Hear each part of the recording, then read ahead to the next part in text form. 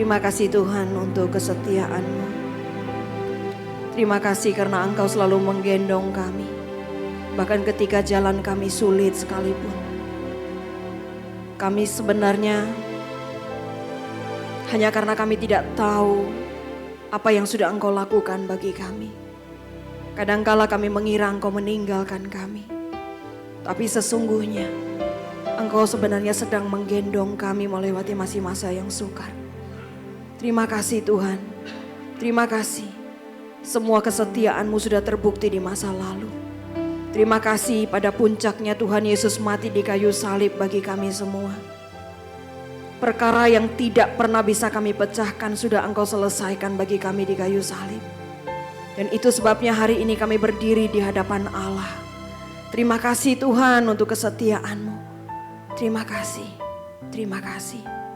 Sesulit apapun jalan kami di depan, tapi kami percaya Engkau tidak sekalipun meninggalkan kami.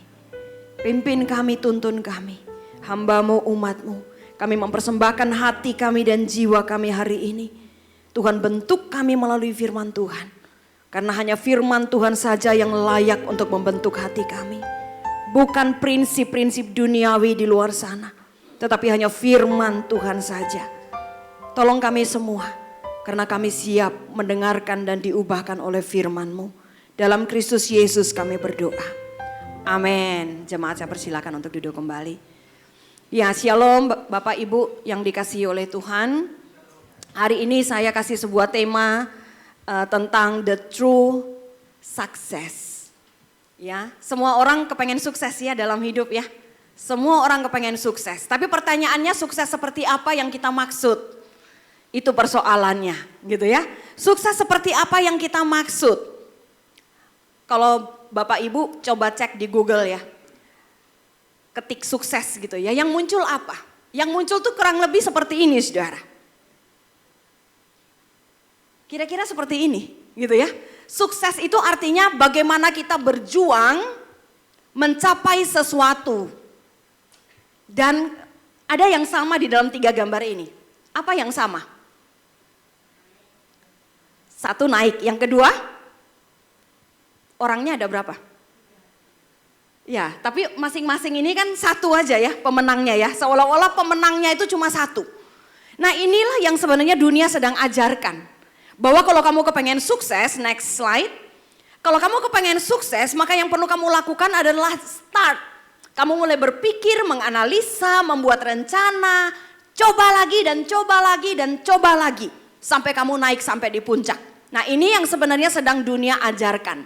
Sehingga pada akhirnya yang terjadi itu adalah engkau ada di puncak sana, next. Engkau ada di puncak sana dan orang lain menyoraki engkau. Engkau mendapatkan pengakuan bahwa engkau adalah orang yang sukses. Nah ini yang dunia ajarkan saudara. Ini yang dunia ajarkan. Definisi sukses menurut dunia adalah kalau saudara punya uang banyak. Kalau saudara punya banyak properti, saudara punya banyak penghargaan, kalau saudara punya banyak titel, karena kalau saudara punya bisa tambahin lagi gitu ya, bisa tambahin lagi daftarnya. Ini artinya sukses menurut dunia. Pertanyaannya apakah menurut Tuhan setelah kita dapat semua ini ya, anggaplah kita bisa dapat semua ini. Kita punya uang banyak, properti banyak, penghargaan banyak, titel banyak dan bisa ditambahin yang lain. Pertanyaannya setelah kita mengakhiri hidup kita, berjumpa dengan Tuhan kemudian Tuhan bilang apa? Hai hambaku yang setia. Atau Tuhan bilang hai, enyahlah engkau hai pembuat kejahatan. Ya kira-kira Tuhan menghargai kesuksesan menurut kita atau tidak? Sehingga sebelum kita mempunyai definisi tentang sukses, kita harusnya melihat. Karena kekristenan itu unik ya. Kekristenan itu unik. Banyak definisi yang dunia dan kekristenan itu berbeda gitu ya. Nah hari ini saudara, saya mau mengajarkan kita dari kebenaran firman Tuhan tentunya. Sebenarnya tidak ada yang salah saudara. Tidak ada yang salah dengan banyak uang. Tidak ada yang salah dengan banyak properti. Tidak ada yang salah dengan banyak penghargaan. Tidak ada banyak yang salah dengan titel dan sebagainya. Nggak ada yang salah dengan itu. Tetapi saudara, semua itu, next slide, Ya, tidak ada yang salah, next. Tidak ada yang salah, tetapi semua itu tidak memadai untuk disebut sebagai seorang yang sukses. Kalau saudara kepengen jadi orang yang sukses, sukses itu tidak hanya ngomong tentang pencapaianmu. Gitu ya, tidak hanya ngomong tentang berapa banyak uang yang engkau bisa dapat, tidak hanya ngomong tentang berapa banyak tabungan, deposito yang kita punya, tidak hanya itu saudara. Gitu ya, mari bersama-sama kita baca di dalam Lukas pasal 12, ya Lukas pasal 12. Kita baca ayat 15 hingga ayat yang ke-21 nanti ya. Mari bersama-sama kita baca 1, 2, 3. Katanya lagi kepada mereka, berjaga-jagalah dan waspadalah terhadap segala ketamakan. Sebab walaupun seorang berlimpah-limpah hartanya, hidupnya tidaklah bergantung daripada kekayaannya itu. Kemudian ia mengatakan kepada mereka suatu perumpamaan, katanya, ada seorang kaya, tanahnya berlimpah-limpah hasilnya. Dia bertanya dalam hatinya, apakah yang harus aku perbuat? Sebab aku tidak mempunyai tempat di mana aku dapat menyimpan hasil tanahku. Lalu katanya, inilah yang akan aku perbuat. Aku akan merombak lumbung-lumbungku dan aku akan mendirikan yang lebih besar. Dan aku akan menyimpan di dalamnya segala gandum dan barang-barangku. Sesudah itu aku akan berkata kepada jiwaku, jiwaku, ada padamu banyak barang tertimbun untuk bertahun-tahun lamanya. Beristirahatlah, makanlah, minumlah dan bersenang-senanglah. Tetapi firman Tuhan kepadanya, hai engkau orang bodoh, pada malam ini juga jiwamu akan diambil daripadamu. Dan apa yang telah kau sediakan, untuk siapakah itu nanti? Demikianlah jadinya dengan orang yang mengumpulkan harta bagi dirinya sendiri, jikalau ia tidak kaya di hadapan Tuhan. Oke, saudara, Tuhan Yesus di sini memberikan sebuah perumpamaan yang kayaknya tuh langsung kena banget gitu ya, langsung kena banget. Saudara, di hadapan dunia sebenarnya, ya di menurut dunia, ketika kita lihat ada satu pengusaha yang begitu sukses ya, dia punya kekayaan yang begitu luar biasa. Saudara, kalau orang-orang dunia lihat tuh mereka bilang apa? Ih, keren ya pengusaha ini, hebat ya. Pengusaha ini hebat, dia orang yang paling sukses, ini luar biasa ini. Kita pasti bilang begini, kamu tuh bersyukur ya, kamu diberkati Tuhan luar biasa. Ya kan? Kamu diberkati Tuhan luar biasa dari masa muda sampai masa tua. Kamu diberkati dengan begitu luar biasa, kamu hebat. Kemudian kita bilang apa? Saudara, orang itu tidak sedikit ya yang kepengen pensiun dengan harta yang cukup banyak supaya dia tenang. Ya manusia itu kan begitu ya. Kita punya idam-idaman, kita punya mimpi bisa pensiun dengan harta yang banyak, berlimpah, mau apa aja bisa gitu ya. Unlimited begitu ya. Tanpa harus kerja. Hanya makan, tidur, senang-senang. Ya itu katanya si pengusaha yang tadi kan. Ada padamu banyak barang, sekarang makanlah, istirahatlah dan bersenang-senanglah. Kepengen begitu kita ya. Semua orang kepengen begitu. Sehingga orang bilang begini, begitu ada pengusaha hebat kayak gini, kita bilang begini, kamu pengusaha top loh. Semua orang kepengen kayak gitu, gak bisa. Tapi kamu bisa, luar biasa. Tapi sebentar, itu kan penilaian manusia, ya kan ya? Gak cukup kan? Karena hidup kita limited. Hanya Allah yang unlimited. Kita semua terbatas, satu hari nanti kita harus stop. Saya baru Maisong, ada seorang dosen saya. Dia dulu pernah menjadi dosen pembimbing saya waktu saya tulis skripsi gitu ya. Saya kaget sekali kemarin dengar di SS, jadi masuk SS gitu ya. Dia nabrak pagar gitu ya, nabrak pagar kemudian stuck. Orang-orang satpam semua penasaran kenapa 30 menit gak keluar. Akhirnya mereka coba pukul kacanya, pecahin, ternyata sudah meninggal di dalam. Nah, kemungkinan dari keluarga berkata bahwa kemungkinan dia anfal jantung gitu ya, kemudian dia nggak bisa kendalikan setir, makanya dia hantam pagar gitu ya, makanya dia hantam pagar. Saudara kaget, kami semua kaget gitu ya. Kemarin malam pergi Maisong. Saudara, itu menunjukkan bahwa kita ini limited, terbatas. Jadi kita hidup yang mau kita cari pengakuan tuh bukan cari pengakuan yang manusia. Gitu ya, karena pada akhirnya yang menilai kita bukan manusia. Yang menilai kita pada akhirnya itu hanya Allah. Gitu ya. Nah, bagaimana menurut Allah melihat pengusaha ini? Mari kita lihat sama-sama. Menurut Yesus, orang ini apa? bodoh saudara. Loh kok Isa? Dunia bilang hebat, keren, dia bisa capai semua yang manusia mau. Ternyata orang ini di hadapan Tuhan bodoh loh saudara. Tetapi firman Allah kepadanya, hai engkau orang bodoh. Wih, saudara bayangkan ya, kita punya hidup ini kan cuma satu ya. Hidup cuma satu. Enggak tahu ya, kita sudah menghabiskan separuhnya kah? Atau kita sudah menghabiskan 3/4-nya kah? Begitu ya. Tadi Pak Samuel ya, yang Pak Samuel bilang dia sudah 42. Kita beda tipis ya Pak ya, tapi saya tetap di atas ya Pak ya. Ya, saya enggak tahu kita ini sudah menjalani separuhnya atau kita sudah menjalani 3/4-nya. Atau mungkin tinggal 10%. Kita enggak tahu. Gitu ya, kita enggak tahu. Tetapi yang penting adalah kita bodoh atau tidaknya. Itu dilihat dari bagaimana engkau menjalani hidupmu hari ini. Kita nggak pernah Tuhan suruh kembali ke 40 tahun yang lalu untuk selesaikan masa lalu. Kita nggak bisa. Mungkin ada banyak kebodohan yang kita buat di masa lalu kan. Tapi kita nggak akan pernah bisa go back. Kita nggak akan pernah bisa kembali ke sana. Dan kita nggak akan bisa selesaikan. Yang kita bisa lakukan adalah hari ini dan besok. Kalau masih ada waktu bagi kita. Iya kan? Jadi Tuhan Yesus bilang, hai orang bodoh, kita nggak mau hidup yang cuma sekali, kita sudah jalani begitu panjang, kita sudah jalani dengan susah payah, di akhir hidup kita Tuhan bilang, hai orang bodoh. Nggak mau kan? Kita nggak mau. Kenapa kok dia disebut bodoh? Kenapa Yesus sebut pengusaha yang hebat menurut dunia ini? Yesus bilang dia orang bodoh. Kenapa? Saudara perhatikan. Yang bertanya dalam hatinya, apa yang harus aku perbuat? Padahal kan sudah punya kekayaan banyak ya. Sudah punya kekayaan banyak, betul dia mikir. Aku sudah punya kekayaan banyak, aku buat apa ya sebenarnya ya?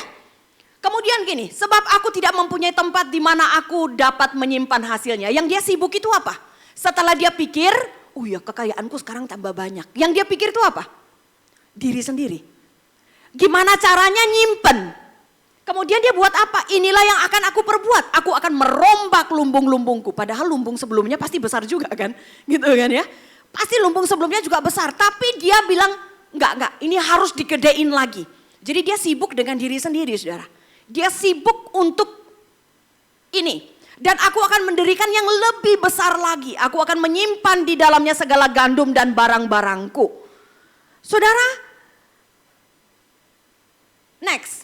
Ia bertanya, oh ya, sebab itu aku akan berkata kepada jiwaku, jiwaku ada padamu banyak barang, tertimbun untuk bertahun-tahun lamanya, beristirahatlah, makanlah, minumlah, dan bersenang-senang. Saudara singkat cerita adalah begini, next. Singkat cerita, kenapa kok dia disebut bodoh?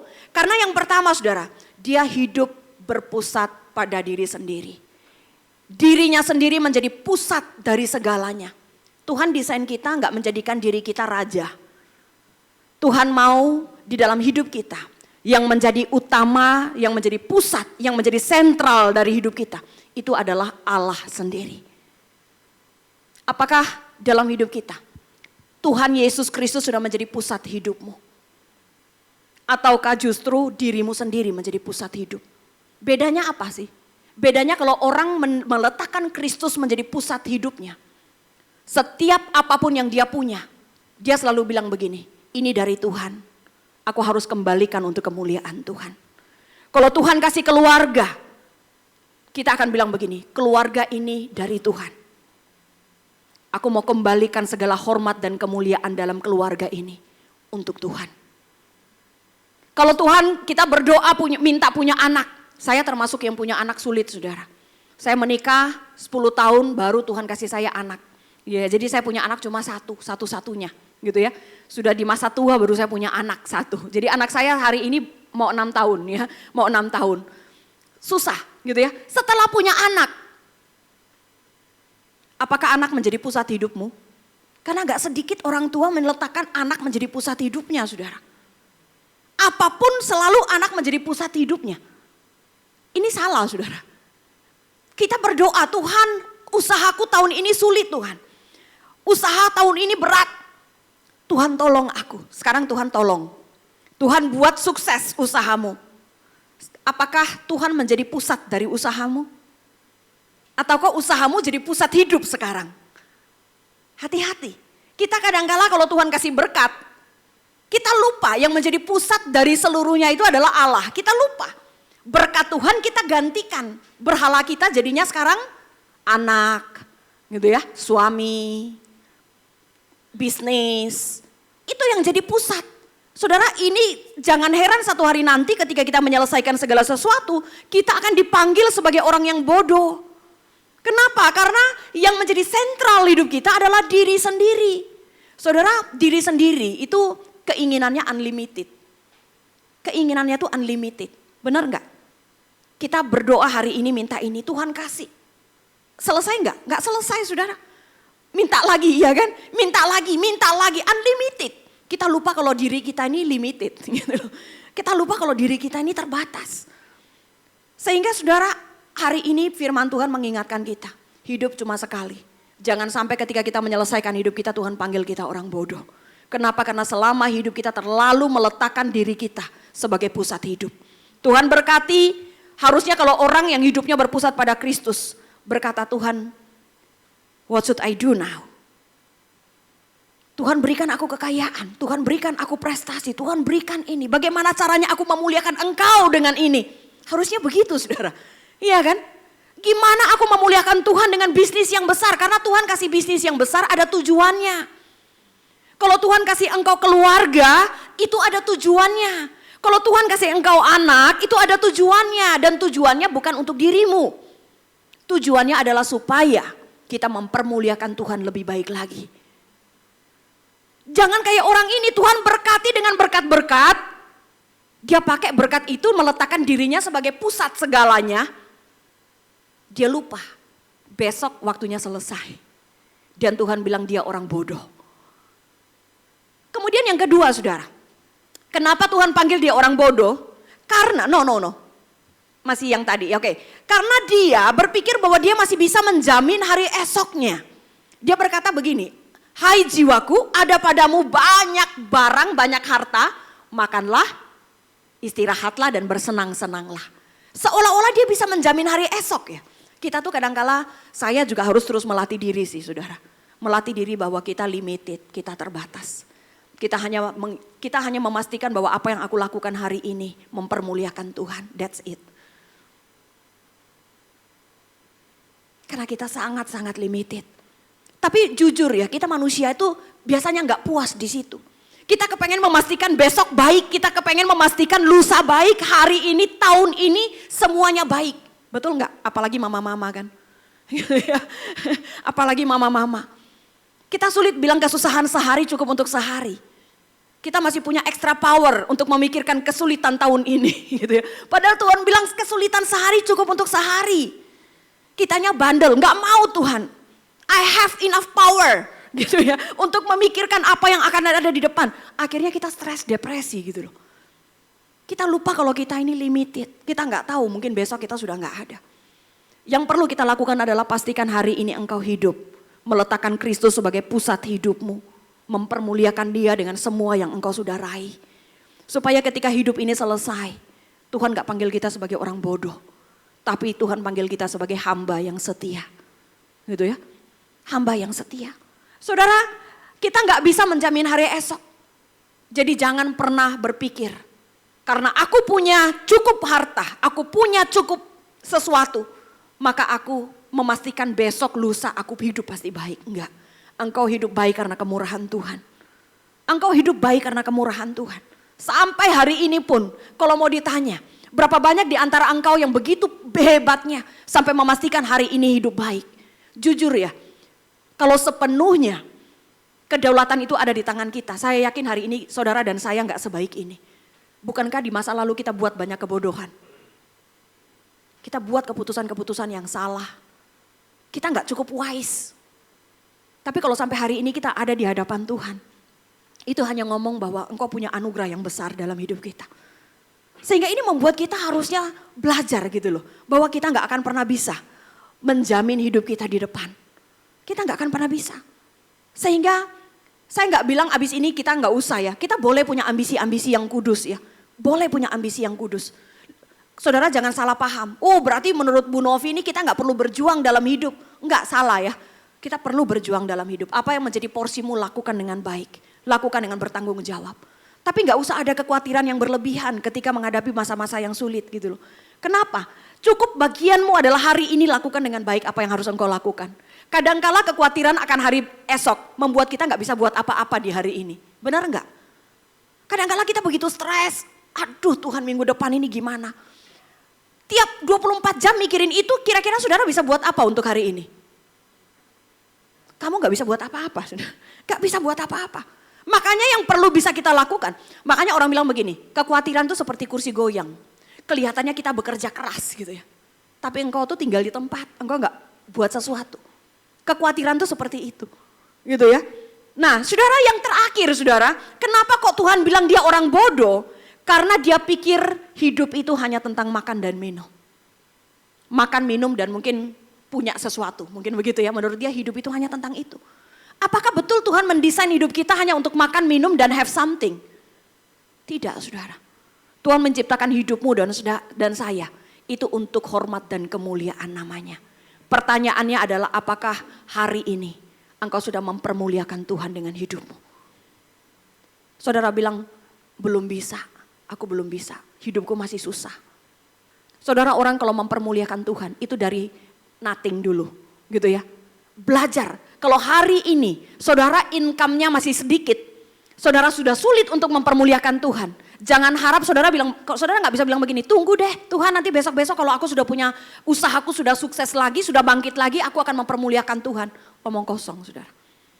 Kalau hari ini Tuhan takar sekian untuk saudara, saudara gak bisa setia dengan yang perkara kecil, jangan pernah harap perkara besar nanti saudara bisa setia. Gak bisa. Saudara gak bisa bilang begini, Tuhan tunggu ini banyak yang masih belum ideal dalam hidup saya. Tunggu nanti kalau sudah ideal saya akan mempersembahkan ini dan itu untuk Tuhan. Gak bisa saudara, omong kosong. Gitu ya. Kalau masih dalam ditakar dengan sekian saja saudara gak bisa setia. Gak mungkin bisa setia dengan perkara yang besar. Gitu ya. Saudara yang dikasihi oleh Tuhan, yang kedua, dosa yang kedua yang di mata Tuhan, orang yang kaya ini selain bodoh, Tuhan bilang dia ini adalah, next slide, serakah. Gitu ya, Tuhan bilang dia serakah. Saudara ingat bahwa cerita ini cerita yang Yesus berikan. Dan pengantar dari kisah ini adalah begini. Katanya lagi kepada mereka, ini di awal permulaan cerita ya. Berjaga-jagalah dan waspadalah terhadap segala ketamakan. Sebab walaupun seorang berlimpah-limpah hartanya, hidupnya tidak pernah tergantung daripada kekayaannya itu. Kemudian baru Tuhan Yesus kasih cerita itu. Jadi cerita tadi itu untuk menjelaskan pengantarnya ini. Gitu ya, berarti Yesus mau mengatakan bahwa orang yang tadi diceritakan itu adalah seorang yang selain bodoh juga tamak. Gitu ya, tamak.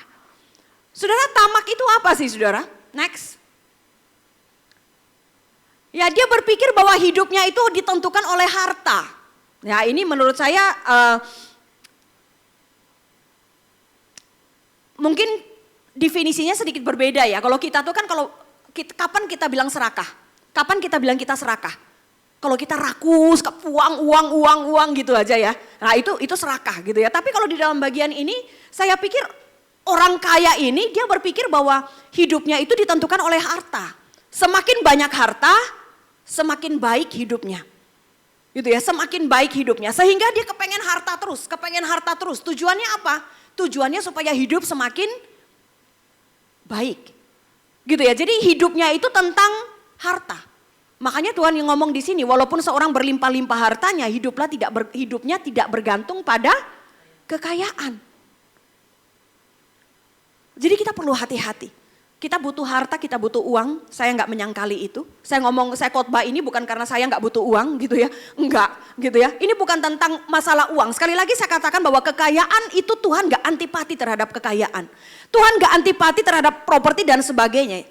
Yang Tuhan anti, yang Tuhan benci, itu ketika semuanya itu diletakkan sebagai pusat di dalam hidupnya. Itu yang menjadi salah saudara. Itu yang menjadi salah. Jadi ingat baik-baik bahwa hidup kita yang harusnya ada di posisi sentral itu adalah Kristus dan kemuliaannya. Gitu ya, apapun yang Tuhan beri, keluargamu, anakmu, perusahaan, usaha, kerjaan, apapun gitu ya. Selalu tujuan akhirnya adalah untuk Tuhan, untuk kemuliaan Tuhan. Jadi orang Kristen tuh gak ada dimensi hidupnya yang terlepas dari Tuhan. Orang Kristen tuh suka begini loh, suka punya dualisme gitu ya. Ini area rohani, ini area duniawi. Jadi kita tuh hidup di dalam dua area gitu ya. Kita hidup dalam dua dimensi, dimensi duniawi, dimensi rohani. Menurut saya orang Kristen hidup di dalam satu dunia, saudara. Dan di dalam satu dunia ini ada kait-mengkait semua dengan Tuhan. Kita gak bisa memisahkan diri dari Tuhan. Gitu ya. Jadi kehidupan di dalam pernikahan, bahkan kehidupan seks dalam rumah tangga, gak bisa kita pisahkan dari Tuhan. Usaha gak bisa kita pisahkan dari Tuhan. Cara kita memperlakukan orang lain gak bisa kita pisahkan dari Tuhan. Gak ada satu area manapun yang bisa dilepaskan dari Tuhan. Nah, orang Kristen masih sering hidup dalam dua dimensi, ya dualisme. Ya, ini area rohani, ini area non rohani. Itu salah, saudara. Gitu ya. Saudara lihat bahwa orang kaya ini punya hidup cuma satu, gitu ya. Dan dia dievaluasi dari segala pihak, termasuk cara dia menggunakan uang, gitu ya. Cara dia sikap hatinya terhadap uang, sikap hatinya terhadap kekayaan, semua dinilai di hadapan Tuhan. Apakah Tuhan sudah menjadi pusat hidup ataukah tidak? Next, saudara. Perintah tegas Tuhan bagi kita, gitu ya. Dikatakan di sini berjaga-jagalah dan waspadalah. Beware. Ya. Berhati-hatilah, gitu ya. Berhati-hatilah, berjaga-jagalah melawan against every kind of greed. Melawan semua bentuk-bentuk kerakusan.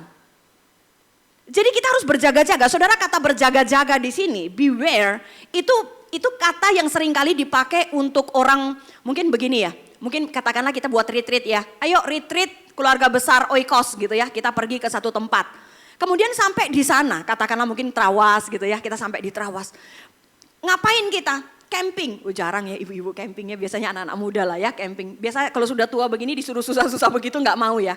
Tapi contohlah, ini contoh ya, ini sebagai contoh aja. Misalnya oke, kita camping di sana.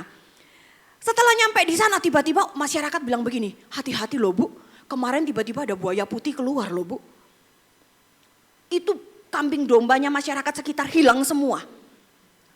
Tapi kita sudah sampai di sana. Keputusannya adalah pertama pulang Surabaya. Yang kedua, kita nyari tempat lain gitu ya. Kita mau ngapain? Pilihannya apa? Pilihannya apa? Sudah bayar area ya. Kita bilang ya sudah kita maksimalkan dulu lah, kalau sampai betul-betul terganggu baru kita pulang begitu kan. Tapi selama kita nunggu dulu, saya mau nanya, siapa yang santai-santai leha-leha pergi selfie di mana-mana? Kenapa? Takut kan, jaga-jaga kan, kita jaga-jaga. Nah itu kata jaga-jaga itu loh yang keluar. Berjaga-jagalah akan semua ketamakan. Kita biasanya jaga-jaganya tuh sejaga-jaga apa sih? Supaya hati ini gak tamak. Berapa banyak di antara kita yang berjaga-jaga? Biasanya kita berjaga-jaga jangan sampai kulkas kosong gitu ya. Kita jaga-jaga jangan sampai makanan gak ada di atas meja. Tapi saya mau tanya, siapa yang berjaga-jaga supaya hatinya gak tamak? Jarang ya. Jarang ya. Tapi di sini firman Tuhan tegas loh. Hidup cuma satu kali. Kalau kamu mau dikatakan sukses oleh Tuhan, yang perlu dilakukan adalah jaga-jaga melawan semua ketamakan di dalam hati. Kita berapa banyak sih kita ada usaha untuk menjaga-jaga hati kita. Saya tuh latih hati saya dengan cara begini, saudara. Saya latih hati saya dengan cara begini. Saya selalu kepengen memberi kepada orang lain. Gak peduli dia pernah berbagi kepada saya atau tidak, saya gak peduli itu. Dan saya tuh selalu punya prinsip tuh begini, kalau Tuhan memberkati saya lebih, Tuhan pasti punya maksud nih. Jadi saya gak akan langsung gaspol ngabisin gitu ya. Karena saya tahu ini pasti Tuhan punya maksud. Saya tahu itu Tuhan punya maksud. Pasti ada sesuatu, tiba-tiba ada mahasiswa yang datang, Kak mau bayar kos, gak ada uang. Misalnya begitu ya, Kak ini sudah ditagih-tagih, ternyata sudah gak mampu beli, sudah gak mampu bayar praktek, sudah gak bisa apa. Itu sering sekali saya alami, saudara. Dan saya juga menjaga hati saya dari ketamakan. Saya meletakkan apa yang menjadi keharusan setiap bulan. Orang tua wajib mendapatkan. Sekalipun jujur ya, mungkin kakak-kakak saya mereka kan pendapatannya jauh lebih besar dari saya ya, dari seorang pendeta gitu ya. Pendetanya juga bukan pendeta yang di luar sono ya. Bukan pendeta yang di luar sono ya. Sehingga ya cukup, selalu cukup begitu ya. Tapi saya selalu prioritaskan tiap bulan orang tua saya nggak boleh nggak dapat. Persoalan nanti lebihnya berapa untuk saya hanya berdoa Tuhan cukupkan. Saya nggak minta Tuhan tambahkan. Kalau di mata Tuhan baik untuk Tuhan tambahkan, Tuhan tambahkan. Tapi kalau di mata Tuhan tidak, Tuhan cukupkan saya. Saya sering berdoa begitu saudara. Dan sampai hari ini Tuhan gak pernah satu kali pun membiarkan saya kelaparan. Latih hati kita saudara, latih hati kita. Supaya gak tamak. Hati, uang itu gak apa-apa, tapi kalau uang itu sudah mengikat hati kamu. Sampai gak bisa berbagi untuk orang lain. Sampai pelitnya luar biasa, sampai gak bisa murah hati. Itu bahaya. Itu berarti saudara terikat dengan ketamakan. Latih kehilangan-kehilangan dalam hidup kita. Saudara, saya beberapa kali mengalami kehilangan dalam hidup. Dan saya bilang Tuhan sedang mengajarkan saya memang. Untuk bukan hanya sekedar meyakini, percaya bahwa everything memang harus hilang begitu ya. Gak ada yang abadi dalam hidup. Tapi Tuhan mau saya alami betul-betul. Saudara, saya tahun berapa ya, itu ketika waktu itu ditawarin teman-teman saya gitu ya. Kamu gak mau ngambil tak ini? Kapan kita nyicil-nyicil aja dah bisa punya rumah begitu kan, bisa punya tempat tinggal gitu ya. Akhirnya teman-teman saya lihat waktu itu ada berapa yang ngambil, oh ya sudah saya juga ikut dah gitu kan. Apartemen gitu ya, dekat-dekat Juanda sana ya, mungkin ada yang tahu lah gitu ya. Atau ada yang korban juga gitu ya. Saudara, akhirnya saya berapa tahun tuh saudara, tiap bulan saya mesti nyisikan gitu ya. Bayarin. Saudara, setelah berapa tahun berlalu ya, itu di total-total lumayan Pak untuk ukuran hamba Tuhan. Cukup menderita gara-gara itu gitu ya. Saudara, tiba-tiba singkat cerita mandek ya, sampai hari ini enggak dibangun. Semua pemilik apa segala macam udah masuk penjara semua katanya gitu ya. Akhirnya ya sudah gitu ya. Tapi saya melatih gitu loh, saya bilang Tuhan gak apa-apa. Memang gak ada yang abadi dalam hidup saya. Gak ada yang abadi. Jadi saya berusaha untuk merangkul kehilangan demi kehilangan. Untuk melatih hati saya sih. Supaya hati saya gak diikat oleh uang. Kalau hati saya diikat oleh uang, saya jadi orang yang paling depresi. Ketika musim dalam hidup berubah. Hidup ini kan berganti ya, musim-musim dalam hidup juga berganti kan. Saudara, jangan sampai musim indah dalam hidup saudara, baru saudara bisa happy. Begitu musimnya berganti, saudara jadi orang yang depresi. Jangan mau membiarkan hatimu dipermainkan oleh keadaan. Biarkan hatimu hanya dikondisikan oleh Allah. Bahwa apapun yang Tuhan izinkan untuk hormat dan kemuliaan Tuhan. Gak apa-apa. Semua bisa meninggalkan kita. Semua kita bisa kehilangan. Tapi Tuhan gak pernah bisa meninggalkan kita. Kita gak akan pernah bisa kehilangan Dia. Gitu ya. Tuhan di dalam semua hidup kita, percaya atau tidak, Tuhan akan memproses kita. Supaya Tuhan mau kita mengakui dengan mulut kita berdasarkan pengalaman kita bahwa Tuhan adalah the only one yang tidak akan pernah meninggalkan kita. Selama saudara masih mengira uangmu itu abadi, saudara, engkau menjadi orang yang serakah. Gak ada yang abadi dalam hidupmu. Gitu ya, belajar melatih hatimu untuk tidak diikat oleh uang, tidak diikat oleh harta. Saudara, next. Ya, jadi watch out ini artinya berjaga-jaga yang dilakukan terus menerus, tidak boleh lengah. Harus terus ingatkan diri sendiri gitu loh. Bahwa hidupmu gak bergantung pada hartamu. Boleh kamu punya tabungan, tapi selalu ngomong uang ini gak ada apa-apanya. Latih anak kita juga saudara. Jangan sampai, karena begini, teladan dari papa mama itu penting bagi anak. Anak perlu mendapatkan sebuah pesan. Bahwa uang gak akan pernah bisa menjamin masa depannya dia baik. Uang gak pernah bisa menjadi satu-satunya alasan menjamin anak kita. Kalau saudara mau anakmu hidupnya baik, cuma satu. Arahnya jelas, kemuliaan Tuhan. Itu maka sesulit apapun hidupmu saudara. Gak usah ragu, gak usah khawatir. Saya menyaksikan ini bukan bermaksud sombong, sama sekali tidak. Karena hidup saya dan keluarga saya penuh dengan kekurangan, penuh dengan ada banyak yang tidak baik begitu ya. Tetapi saya sedikit menceritakan ini. Saudara, saya berasal dari keluarga yang susah. Gitu ya. Jadi saya lahir waktu itu koko saya 2 gitu ya. Koko saya 2. Saya lahir, saya anak ketiga. Begitu saya lahir mama dan papa kolaps usahanya. Gitu ya, mobil tabrak orang, kasus besar begitu ya. Dan akhirnya singkat cerita kami jatuh di masa-masa itu ya. Di masa-masa itu jatuh. Saudara tahu nggak, saya kelas 4 SD sudah terbiasa bantu mama bikin kue. Goreng kue, bikin kue, koko-koko saya jualan gitu ya. Koko-koko saya jualan. Pagi-pagi sebelum ke sekolah jualan ke rumah sakit. Hanya karena mereka lucu-lucu ya. Modelnya lucu-lucu begitu kan waktu kecil itu. Dokter-dokter tuh suka. Jadi kuenya tuh berapa banyak diborong langsung habis gitu loh. Pulang habis, ganti baju, siap-siap ke sekolah. Saudara, masa kami kecil itu susahnya luar biasa. Kami nggak pernah punya pemikiran sekolah tinggi, itu nggak pernah punya bisa. Kenapa? Karena orang tua susah. Kita dulu sekolah itu teman-teman studi banding kemana, jalan-jalan kemana. Nggak usah boro-boro mikir begitu dah, pulang bikin kue. Nggak usah muluk-muluk mikir-mikir begitu. Nggak pernah punya pemikiran bisa sekolah tinggi, saudara. Tapi yang luar biasa tuh anugerah Tuhan besar bagi kami. Anaknya mama 6 hari ini yang calon yang sudah jadi koko saya yang paling besar. Dia dapat beasiswa, jadi dia selesai S1 di Kupang gitu ya. Dia dapat S2, dia lanjut di dia lanjut di London S2-nya. Kemudian dia apply lagi dapat beasiswa, dia masuk lagi di Jerman gitu ya, S3-nya dari Jerman. Kemudian dengan berkat Tuhan lagi dia dapat pasca doktoralnya dari Harvard University. Itu dia ya. Kemudian yang kedua, koko saya yang kedua juga sama, saudara.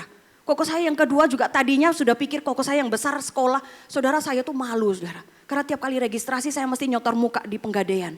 Bawa emas-emasnya mama gade dulu. Bisa nutupi uang sekolahnya koko yang besar. Nah, koko yang kedua boro-boro kamu punya mimpi mau kuliah. Kayak apa sudah? Tapi dengan berkat Tuhan dia lulus beasiswa di Petra gitu ya. Kemudian dia lulus, hari ini dia menjadi pengusaha di Kupang begitu ya. Kemudian saya nomor 3, saudara. Saya berjalan hanya dengan panggilan Tuhan. Karena kelas 3 SMP memang saya sudah dapat panggilan Tuhan jadi hamba Tuhan.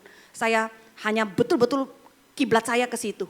Sekalipun saya ditawarin karena berprestasi, biasanya kan mereka selalu ada tawaran beasiswa gitu kan. Saya bilang enggak, saya enggak mau. Saya enggak mau. Karena panggilan saya jelas jadi hamba Tuhan. Hari ini juga kalau Tuhan mengizinkan saya bisa dapat gelar S3 begitu ya, kalau Tuhan berkemurahan bagi saya. Adik saya yang lain sarjana ekonomi, pengacara gitu ya. Kemudian semua minimal sarjana, anaknya mama. Anaknya papa. Bukan karena orang tua, karena orang tua saya miskin. Karena apa? Anugerah Tuhan.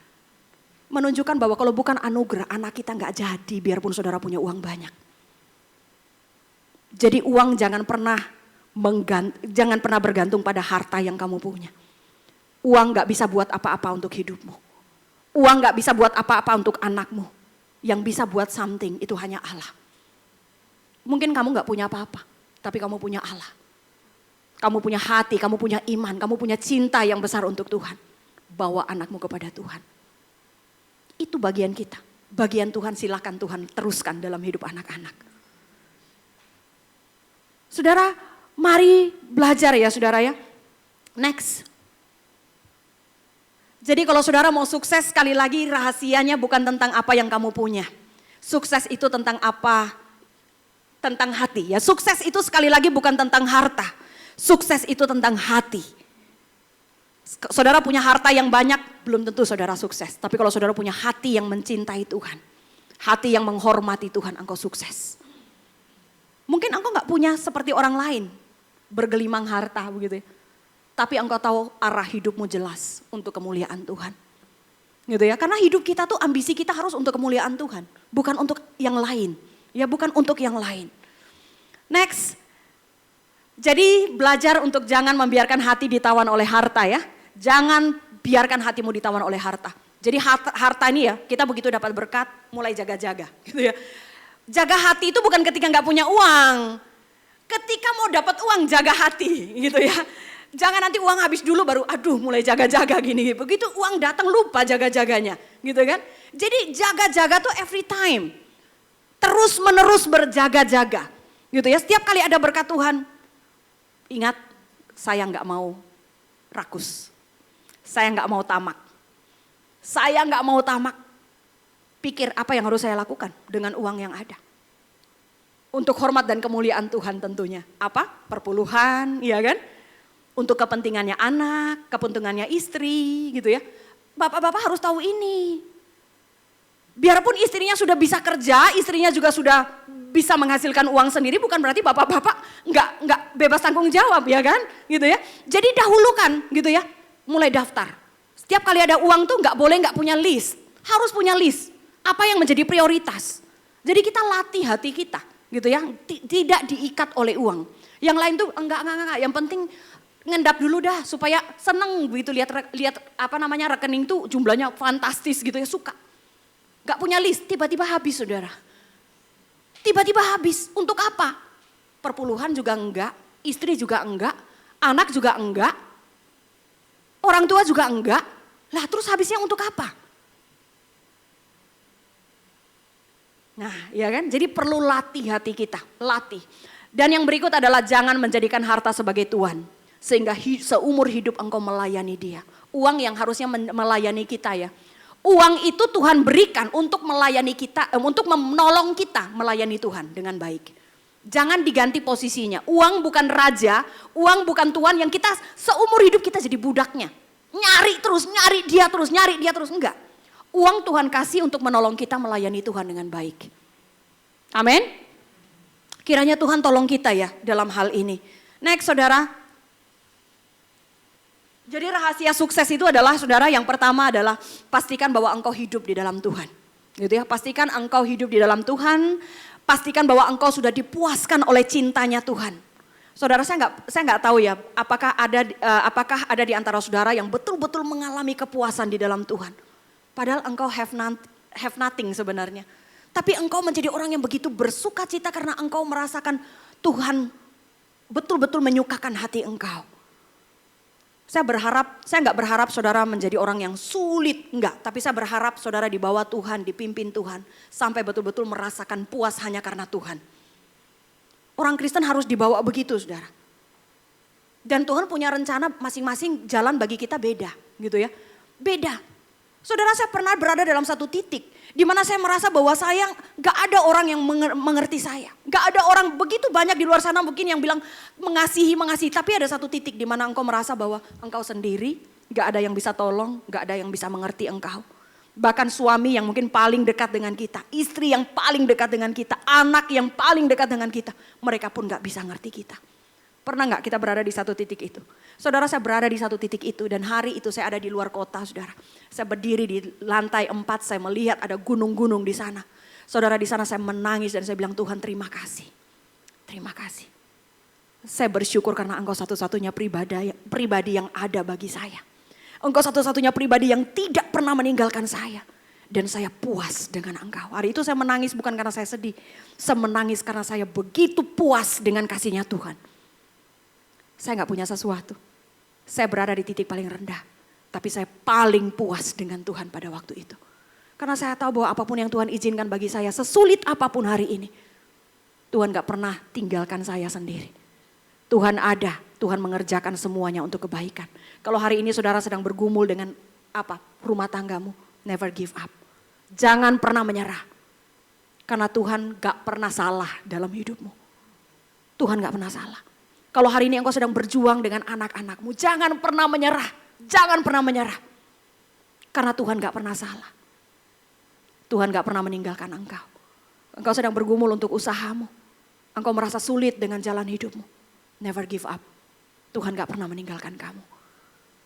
Hidup cuma satu kali. Sesulit apapun. Mari kita jalani sampai selesai. Dan biarkan Tuhan mendapatkan hormat dan kemuliaan. Saudara, mari mulai mengejar hal-hal yang bernilai kekal. Jangan seperti bapak yang pengusaha tadi. Dia hanya seputaran yang isu yang ada dalam hidupnya itu hanya sekedar makan, minum, pakai dan selesai. Enggak, hidup itu tentang apa yang kekal. Saudara, setelah hidup ini selesai, hidup kita enggak selesai saudara. Kita bergabung dalam kekekalan, iya kan? Kita pergi ke dalam kekekalan. Apa yang engkau bawa? Kalau hari ini semua hidupmu gak pernah ngomong tentang yang bernilai kekal. Saudara selalu ngomong tentang kebutuhanmu hari ini saja. Saudara hidup, kenapa saya bilang hidup untuk kemuliaan Allah? Karena hidup untuk kemuliaan Allah selalu menghasilkan nilai kekal.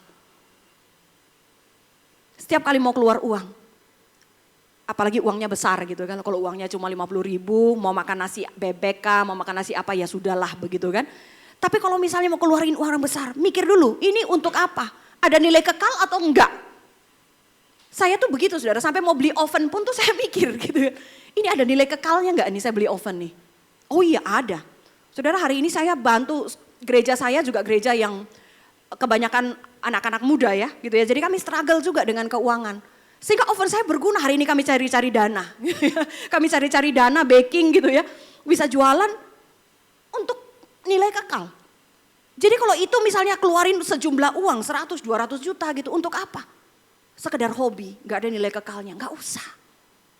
Ada banyak pekerjaan Tuhan yang kekal nilainya, yang membutuhkan uang. Gitu ya, yang membutuhkan uang. Yang berikut adalah tidak hidup untuk diri sendiri. Belajar tidak hidup hanya untuk diri sendiri. Semua yang Tuhan taruh dalam tangan kita, jangan pakai untuk diri sendiri. Ini kunci sukses. Hidup dalam Tuhan, biarkan Tuhan memuaskan hatimu. Kejar semua yang bernilai kekal dan jangan pernah hidup untuk diri sendiri. Kiranya Tuhan memberkati kita. Mari kita tundukkan kepala, kita berdoa.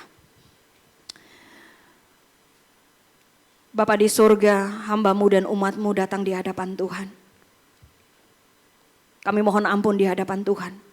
Kalau selama ini uang, kekayaan, properti begitu menawan hati kami. Kami sulit untuk mencari hal-hal yang bernilai kekal. Kami sulit untuk mengejar hal-hal yang bernilai kekal. Tuhan, kami bersyukur karena hari ini Tuhan mengingatkan kami, menegur kami, menasehati kami melalui firman Tuhan. Kami berdoa kiranya Allah Roh Kudus, Engkaulah yang bekerja, mengerjakan pemberitaan firman Tuhan ini dalam hati kami. Supaya hati kami, jiwa kami dibentuk oleh kebenaran ini. Menolong kami menjadi orang-orang yang selalu mempunyai kiblat kekal. Kemuliaan Allah dan kebenarannya. Tolong kami supaya kekayaan dan seluruh nilai-nilai duniawi yang begitu menawan, tidak menawan hati kami. Tolong kami Tuhan, tolong kami. Karena kami ingin satu hari nanti ketika hari kami berakhir dan kami berjumpa dengan Engkau. Engkau tidak sambut kami sebagai orang bodoh. Tapi Engkau sambut kami sebagai hamba yang baik dan setia. Tolong kami butuh Allah Roh Kudus. Kami butuh Allah Roh Kudus yang memberikan kekuatan bagi kami. Dalam Kristus Yesus kami berdoa. Amin.